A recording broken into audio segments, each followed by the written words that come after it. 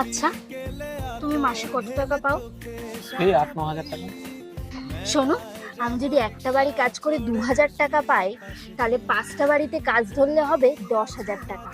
তোমার 10,000 টাকা, আমার 10,000 টাকা মিলে হলো 20,000 টাকা। মাসে পাই লক্ষ্মীর ভান্ডার থেকে 1,000 টাকা, তাহলে 21,000 টাকা।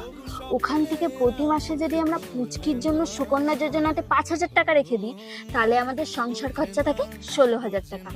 আর দুর্গাপুজো কালী পুজোতে যেই বেশি টাকাটা পাবো, ওটা দিয়ে তোমার জন্য একটা সেকেন্ড হ্যান্ড মোটর সাইকেল কিনবো।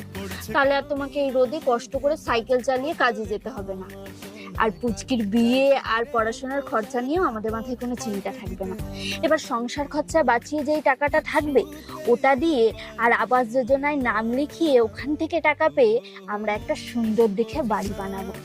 তারপর দুজন মিলে সারা জীবন ওই বাড়িতে একসাথে সুখে কাটাবো।